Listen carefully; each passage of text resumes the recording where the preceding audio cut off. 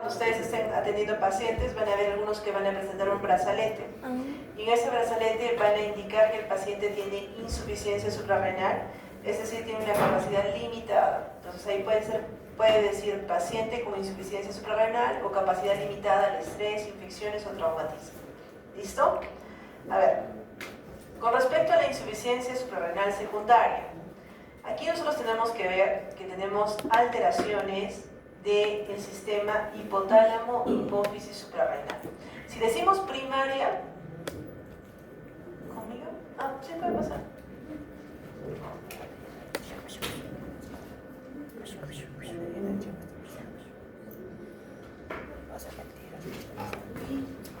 Vamos a ver lo que es en el sistema primario, las alteraciones primarias, tenemos alteración de la glándula. En las alteraciones secundarias vamos a ver a nivel de hipófisis o hipotálamo.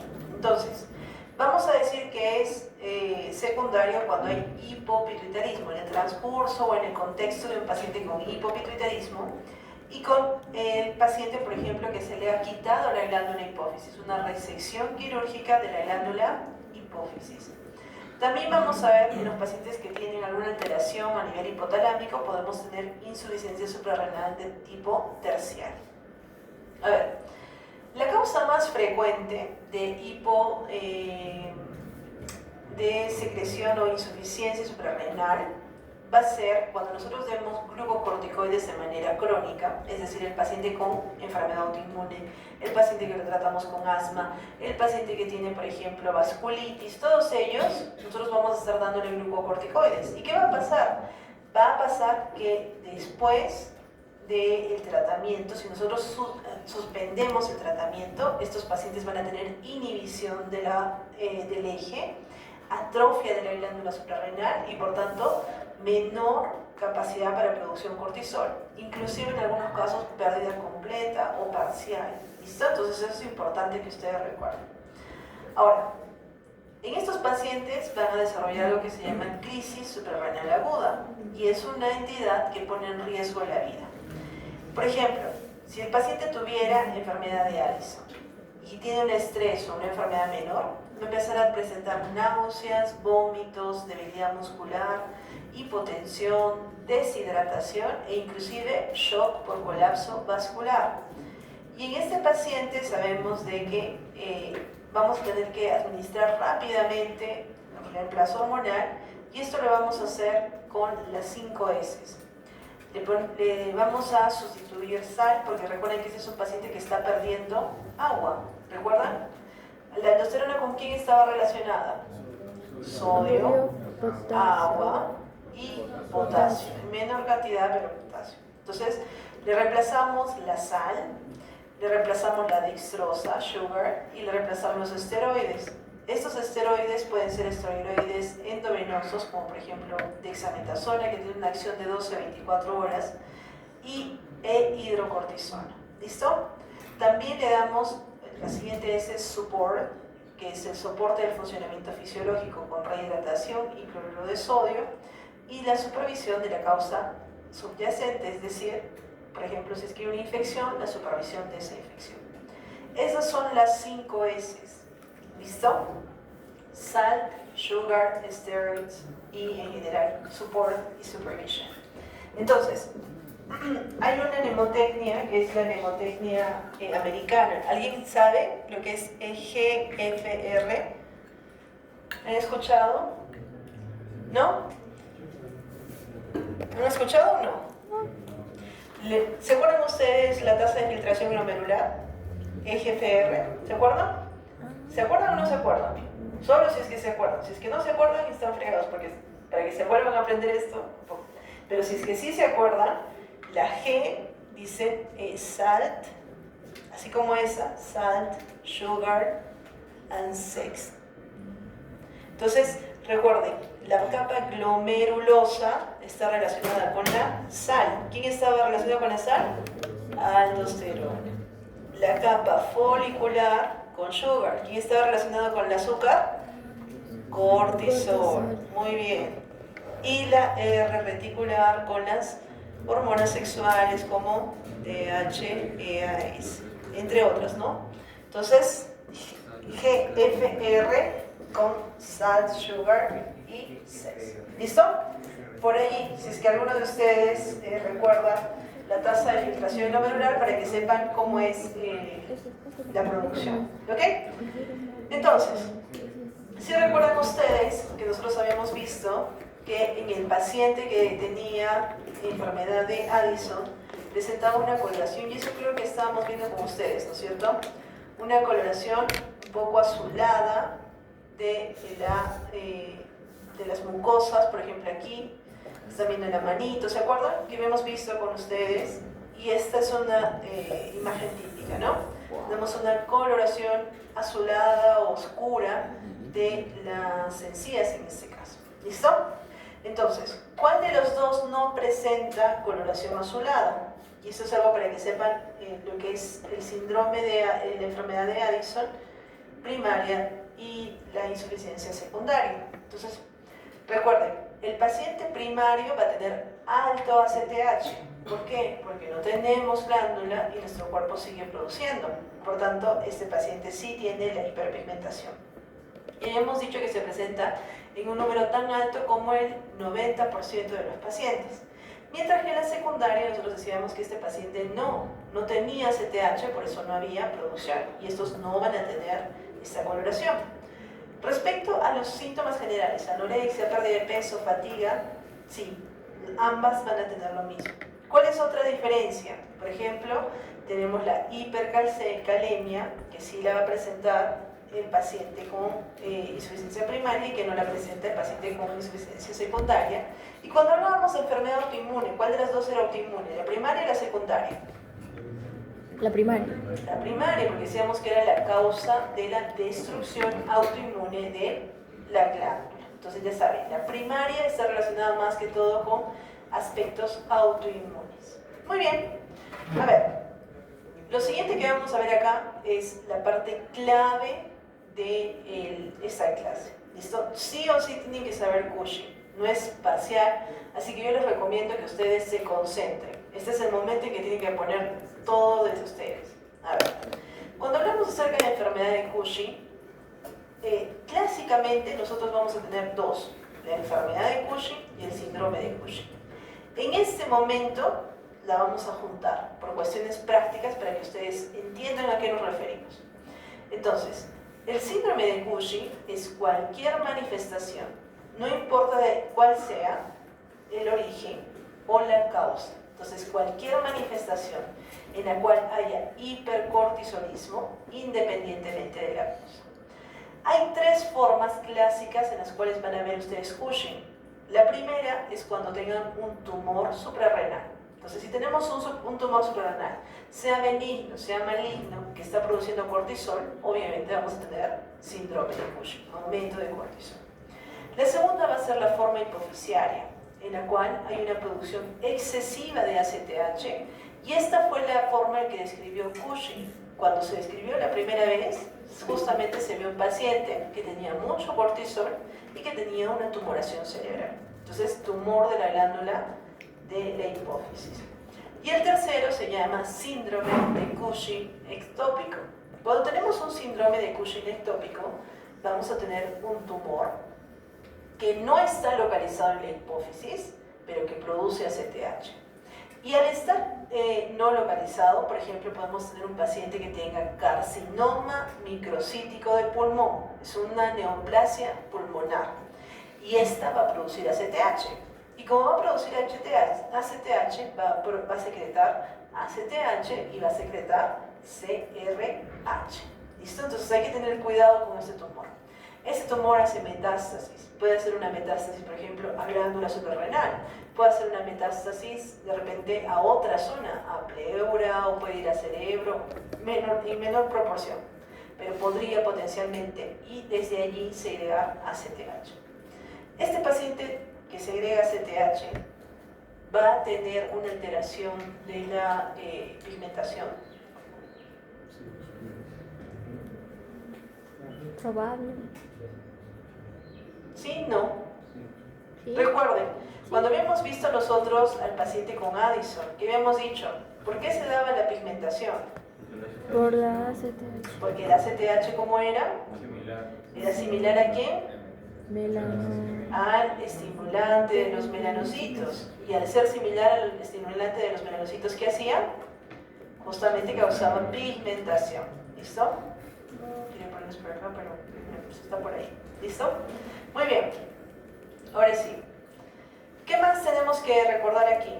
Aquí tenemos que recordar alteraciones. Nosotros vamos a ver que si el paciente tiene mucho cortisol, ¿qué va a pasar con la glucosa? ¿Va a estar elevada o disminuida? Elevada. Elevada. Vamos a tener un paciente que va a tener una especie de resistencia a la insulina, con mucha glucosa disponible.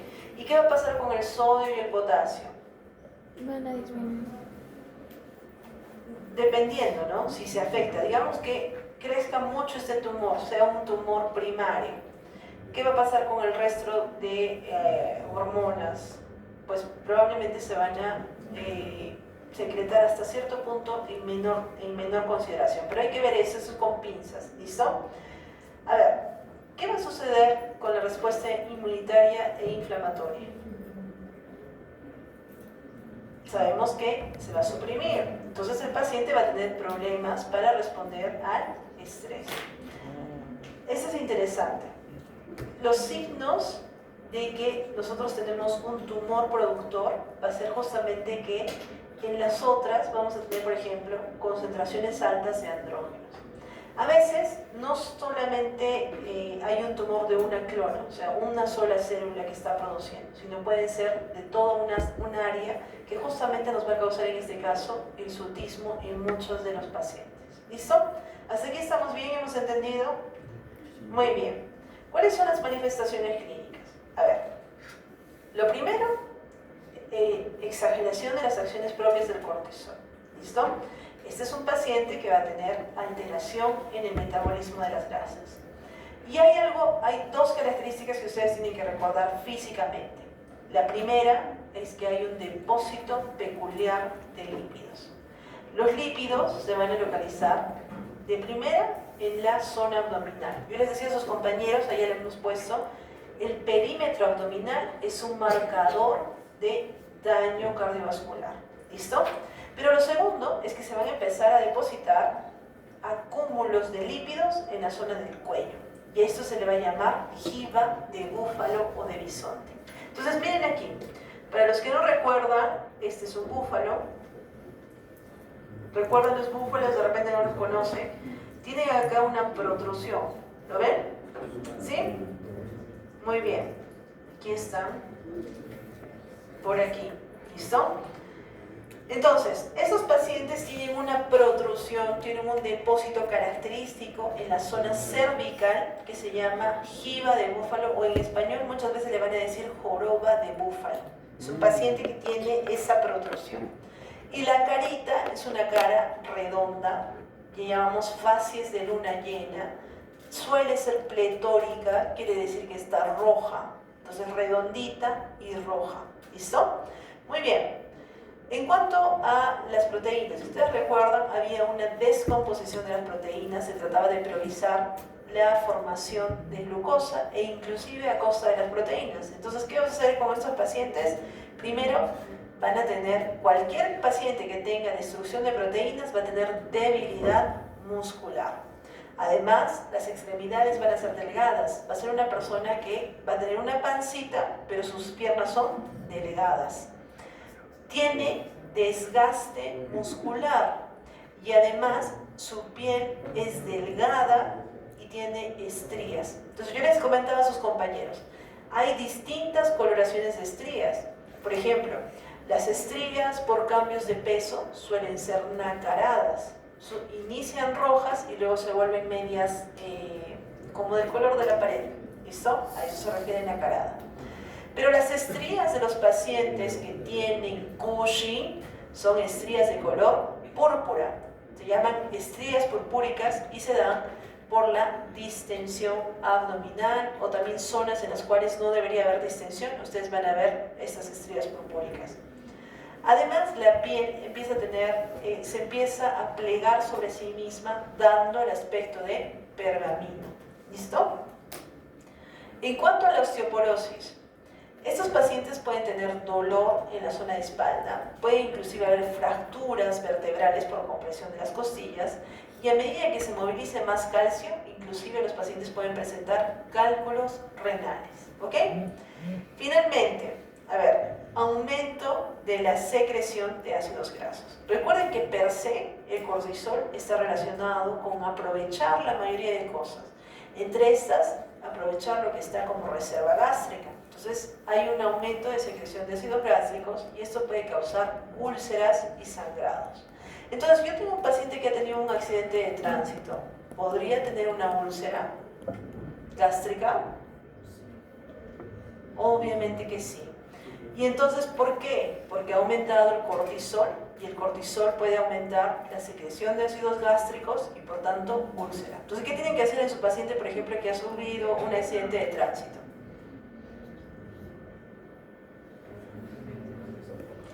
Generalmente nosotros nos vamos al contrario. Decimos, este paciente va a tener el cortisol elevado, entonces damos protección gástrica. Y solemos darles un tratamiento que se llama omeprazol endovenoso para proteger de manera preventiva que se forme una úlcera. ¿Listo? No es porque el paciente tenga gastritis, sino porque nosotros sabemos que el cortisol aumenta la secreción de ácidos gástricos. Ahora, el paciente que tiene Cushing es un paciente que tiene la habilidad emocional extrema. Puede estar eufórico, de pronto empieza a decir que tiene cansancio, de pronto está tranquilo, o inclusive puede tener comportamientos psicóticos. Hasta aquí, ¿qué otro paciente han visto así? Gordito y con alteraciones. Hipertiroideo, hipotiroideo. ¿Quién más? ¿Han visto a alguien más? Diabetes. ¿Ah, sí? ¿Lo han visto? No sé. Hasta aquí ya están viendo que las alteraciones tiroideas y el Cushing justamente tienen estas alteraciones. Entonces, miren, este es el paciente Cushing, para que lo tengan en mente. ¿Cómo lo ven? ¿A quién les hace recuerdo? Primero, su estructura física. Muy bien, a un hipotiroideo. ¿Cuál es la diferencia entonces entre el hipotiroideo y el paciente Cushing? La pancita. También tenía un poquito. Pero. Ya, el paciente Cushing va a tener estrías. ¿De qué color? Purpúricas. Muy bien. ¿El paciente hipotiroideo tenía eso? No. No. ¿Qué más? ¿Qué más ven de diferente? Los brazos que son de Los miembros inferiores de la... Ya. Ya, miren, acá nosotros estamos viendo que el paciente Cushing que tiene equimosis. ¿Qué más tiene? Púrpura. Entonces, aquí están las estrías purpúricas. ¿Qué más tiene el paciente Cushing? Acá también, miren. La jiba. Ya, muy bien, la jiba. Acá no la ven muy bien, pero les vamos a poner a ver otra, vamos a tratar de buscar.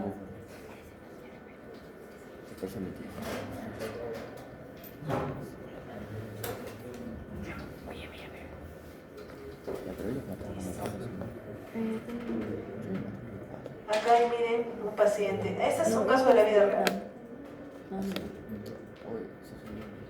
¿Logran ver? La cabeza. ¿Ven aquí? Esa gorobita es una disposición de ¿Cómo se siente? la parte grasa. Bueno, esto es irreal. Este paciente no se podría decirle, pero este sí.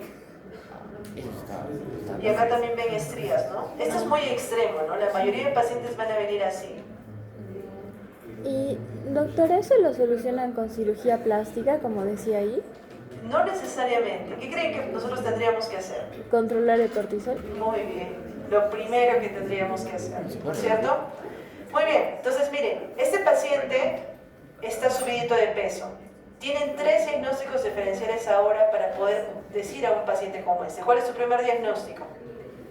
Hipotiroidismo. Segundo diagnóstico, Cushing. Tercer diagnóstico, el paciente diabético. Y tienen que saber diferenciarlos. ¿Cuál de ellos tiene cara redondita como luna llena? Cushing. Generalmente Cushing. ¿Cuál de ellos tiene piel fina? Piensen bien. El diabetes. Acá les he dicho, Acá. el paciente Cushing. ¿Por qué? Recuerden que el hipertiroideo tiene la piel delgada. ¿Cómo era el hipotiroideo? Piel gruesa y seca. Entonces es una diferencia. ¿Listo? ¿Cuál de ellos tenía trastornos emocionales? Los dos. Hipo y Cushing. Ahorita estamos con 3. ¿Están grabando? Creo que no. Y el micro está apagado. A ver, veamos. Sí, no estoy grabando, tranquilo. Ah, ya. El micro está perdido también. Muy bien. Además, recuerden, ¿cuál de los 3? Estamos entre hipotiroideo, el paciente Cushing y el paciente diabético. ¿Cuál de los 3 tiene joroba de búfalo? Cushing. ¿Cuál de ellos tiene hipertrofia cardíaca con hipertensión? Diabético. Generalmente va a ser Cushing, hasta que les diga lo contrario. ¿El diabético puede tener hipertensión? Claro. ¿El paciente hipotiroideo puede tener hipertensión? Sí, pero claro, pueden desarrollar, además de hipotiroidismo, pueden desarrollar, o sea, como otra enfermedad, no como parte de su enfermedad primaria. ¿Listo? A ver, ¿qué más tienen que ver? La piel arrugada, mala cicatrización, el abdomen es péndulo. Generalmente son amenorreicos, eso también es similar al hipotiroideo. Y recuerden la osteoporosis e inclusive fracturas a nivel de las vértebras. ¿Listo? Y aquí díganme, ¿hombre o mujer? Hombre.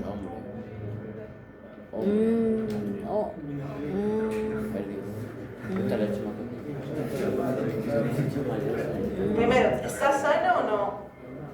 No sabría eso. Si les digo, paciente de 61 años, mujer, 61. ¿Qué? ¿cómo se llamaba esta distribución? Cara. Hirsutismo. Recuerden, además de la exageración de las acciones del cortisol, vamos a tener 2 características en el paciente Cushing. El primero va a ser hipertensión debido a la alteración en mineralocorticoides y el segundo va a ser el hirsutismo, que también puede acompañarse de acné, también puede darse de irregularidades menstruales. Todo esto debido a los andrógenos. Entonces, miren, este paciente es una paciente mujer que tiene distribución de vello facial. ¿Recuerdan ustedes cuál era la función de los andrógenos suprarrenales? El crecimiento del Distribución del vello púbico, axilar y también caracteres sexuales secundarios como en este pacientito estamos viendo que tiene como bigote o como un poquito de barbita. Esto se llama hirsutismo. ¿Listo? ¿Hasta aquí estamos bien? ¿Hemos entendido? ¿Sí? Muy bien. Entonces recuerden, si es un paciente que primariamente les está diciendo que por su enfermedad está gordito, tiene estas estrías, tiene hipertensión, tiene hirsutismo, ustedes orientan más el caso hacia un caso de Cushing. ¿Listo? A ver, entonces el diagnóstico de Cushing va a ser un diagnóstico primordialmente de los signos y síntomas. Pero para que nosotros podamos ponerle nombre, vamos a tener que medir algunos exámenes de laboratorio. ¿Cómo cuáles?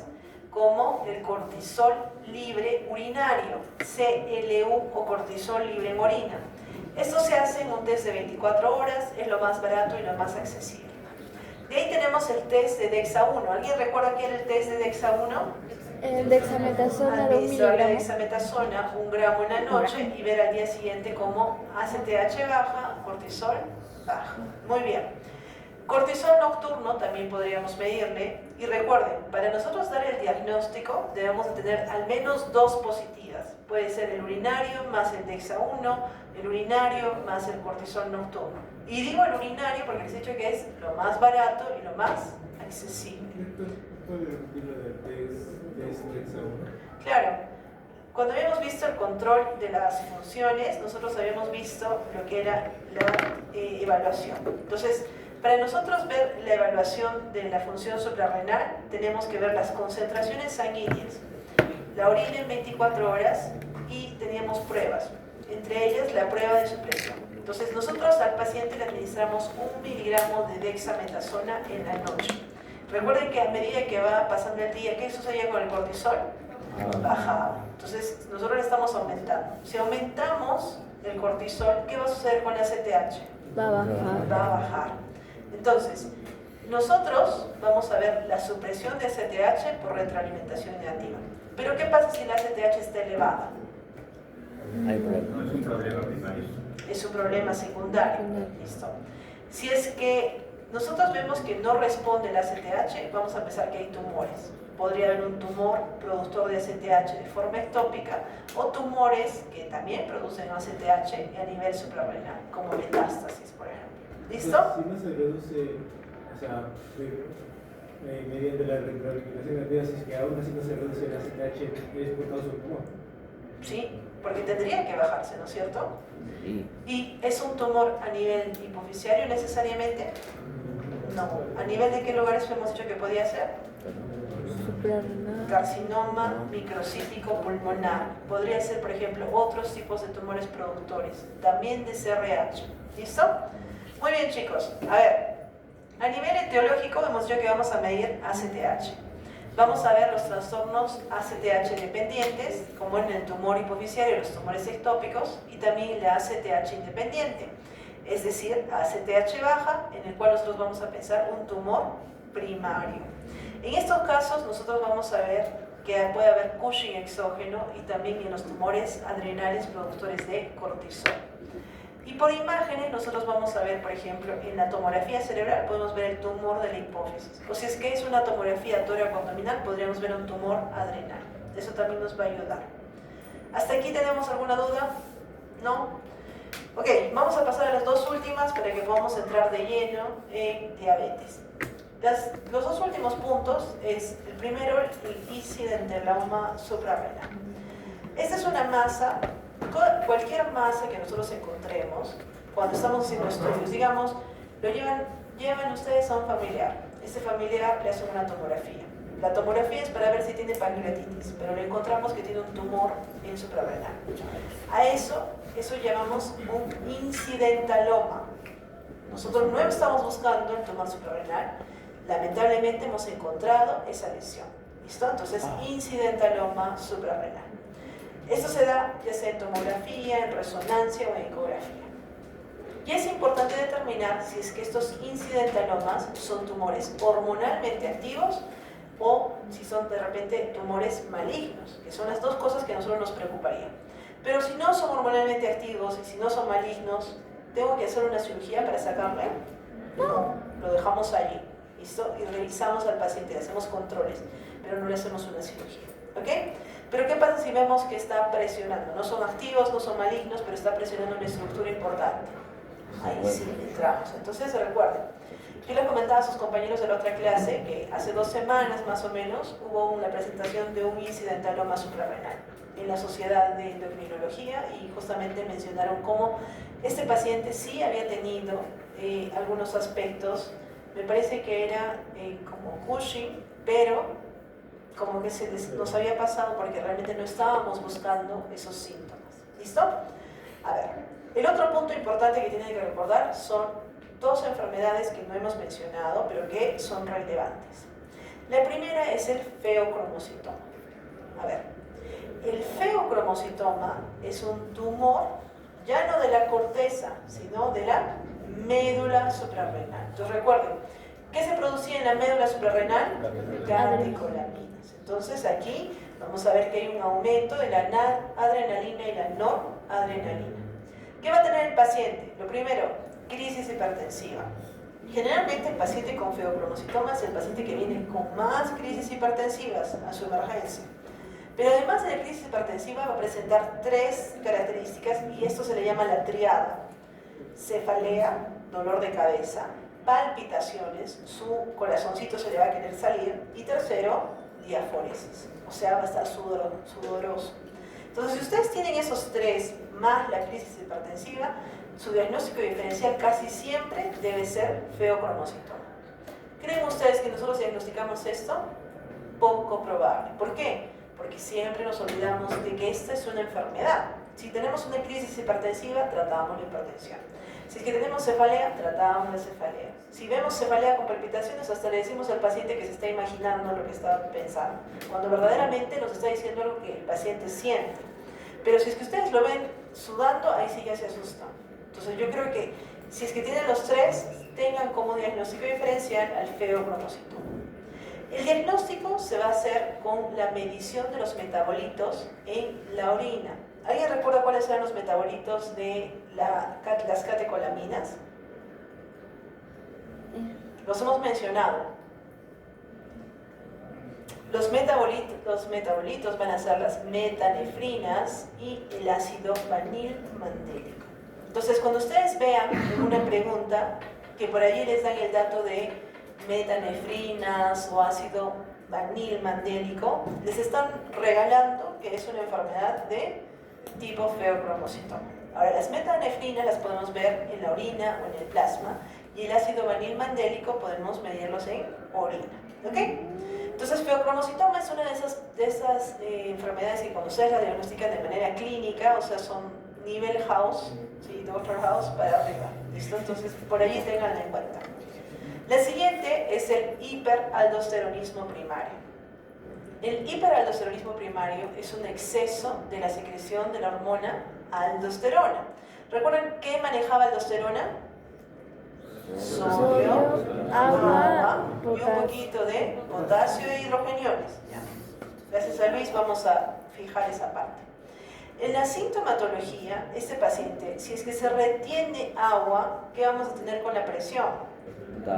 Vamos a tener hipertensión. Esta hipertensión va a ser una hipertensión con resistencia al tratamiento. Entonces, si ustedes tienen un paciente que dice, no, por más de que hago todo, aunque les comento que hace unos años hicimos una investigación con una doctora que justamente enseñaba fisiopatología y nos dimos cuenta que el perfil fenotípico del paciente peruano era muy diferente en la costa, en la sierra y a media altura y a gran altura. Y de hecho, el tratamiento que le servía al paciente de la costa no era el mismo que el tratamiento que le servía al paciente de Arequipa, por ejemplo, o al paciente de altura.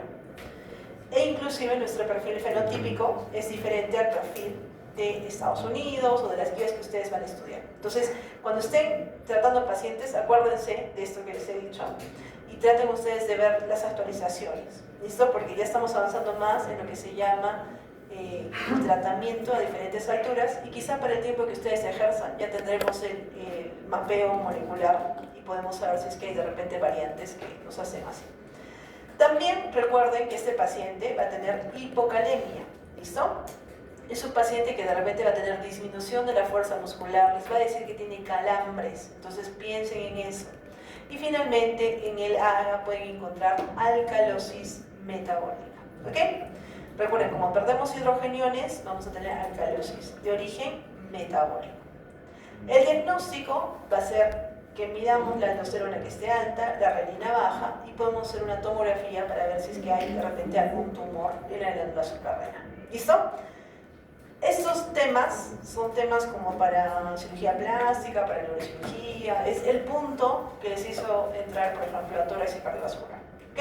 Entonces son preguntas muy, pero muy rebuscadas, son pacientes que no necesariamente van a ver todos los días en su práctica.